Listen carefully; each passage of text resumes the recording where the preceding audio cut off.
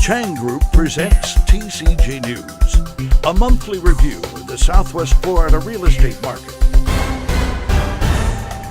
And now your host, Dwayne Sultan. Hello and welcome to TCG News, a monthly review of the previous month's top real estate, business, and tourism stories in Southwest Florida. This month we're coming to you from Royal Palm Park, located on the Caloosahatchee River, just east of downtown Fort Myers. Before we get started, we'd like you to know that opening shot was taken at Ponce de Leon Park in Punta Gorda. At the end of this newscast, we'll visit the park, look out onto Charlotte Harbor, and walk its elevated nature trail. But first, our lead story. Tourism. A record number of tourists visited Florida in 2014. According to Visit Florida, the state's tourism marketing arm, 97.3 million visitors came to the Sunshine State last year. That's a 3.9% increase from the previous year. This is the fourth year in a row that Florida set a record in regards to the number of visitors to the state. Both Lee and Collier counties also set new tourism records last year. Lee County tourism jumped by 12%, and Collier County increased its number of tourists by 6.3%. And speaking of tourism, guess who's coming more and more to our corner of paradise? It's the international tourist. According to numbers released by Lee County, international tourism increased by a whopping 37% during the fourth quarter of last year. Overall spending by all tourists jumped by 12%. Local officials hope that momentum will continue through 2015.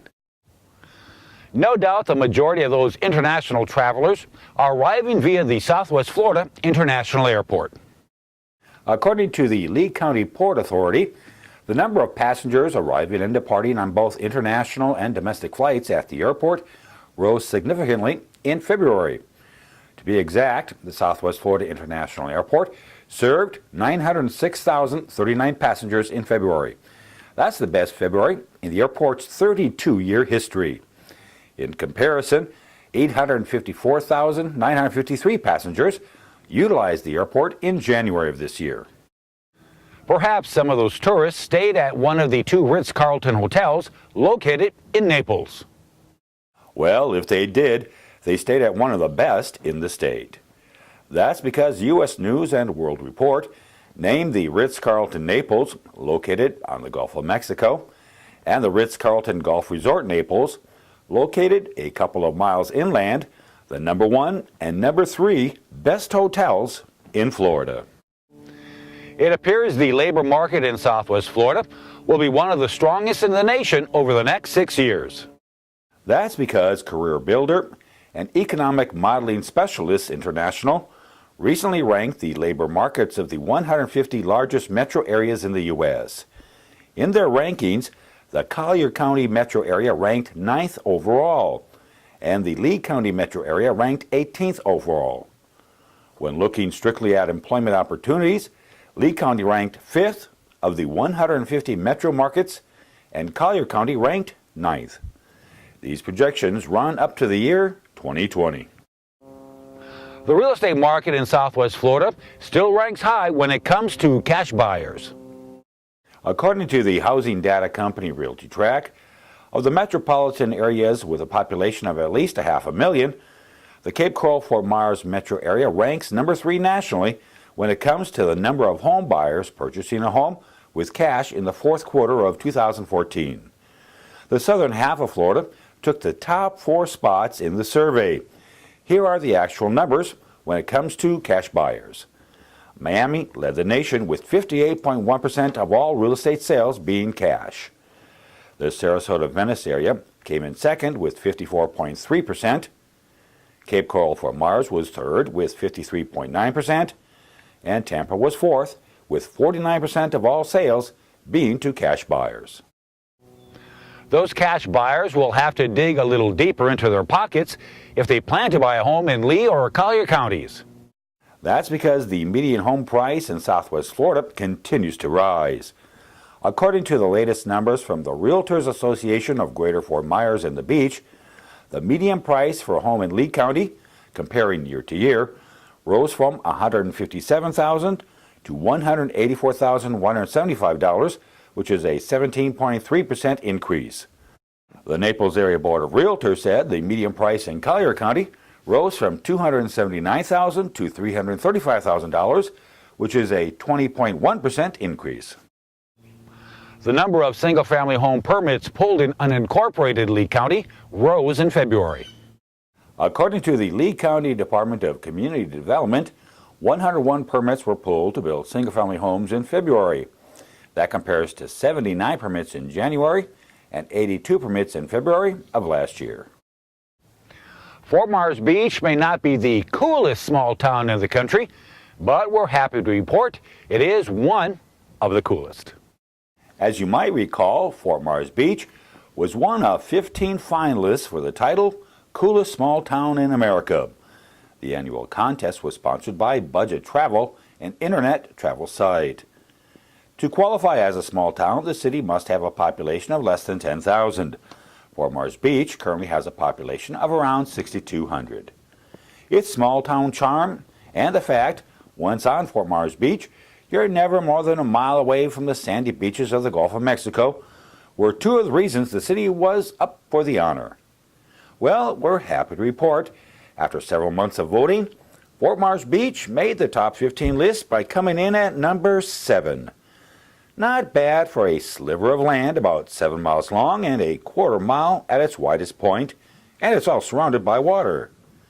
If you're curious as to which small town took top honors, well, that went to Grand Marais, Minnesota, a town billed as the gateway to the great outdoors, since it's located on Lake Superior, just a few miles from the Canadian border.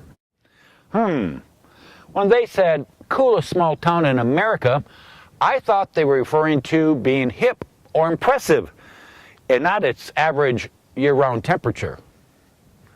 Well, every month we tour our for-sale home in Southwest Florida.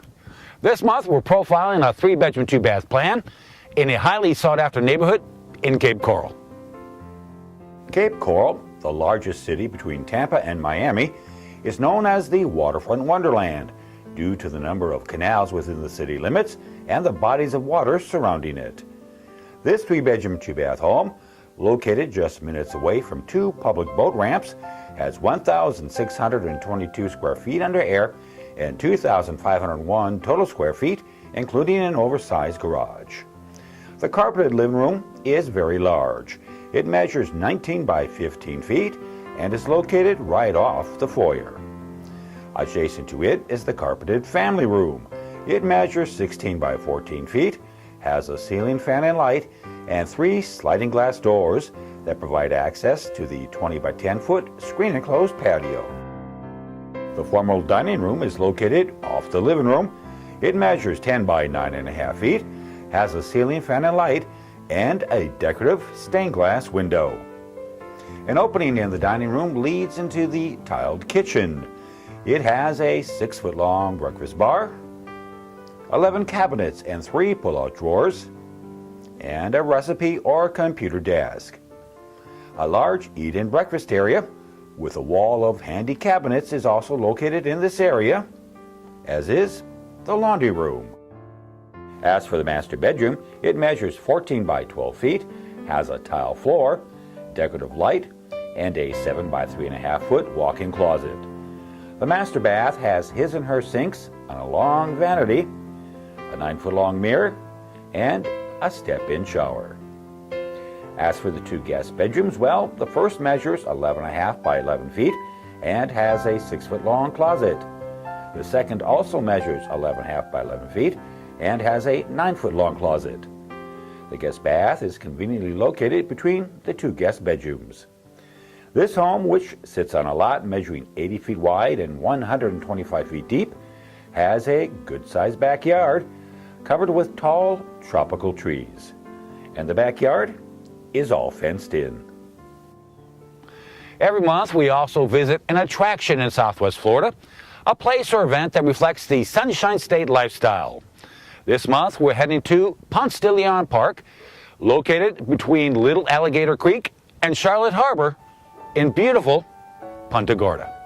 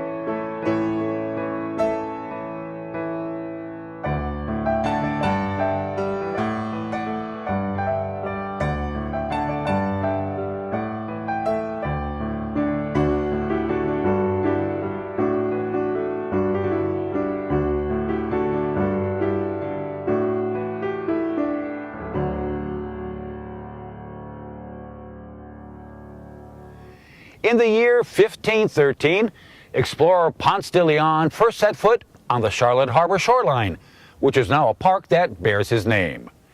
Some 500 years later, you can discover what Ponce de Leon discovered on that shoreline. A true treasure. Well, that's our newscast covering the month of February. We'll be back around mid-April to review the real estate, business, and tourism news that occurred in March. Thanks for watching. And from everyone at the Chang Group and the staff at TCG News, have a great month.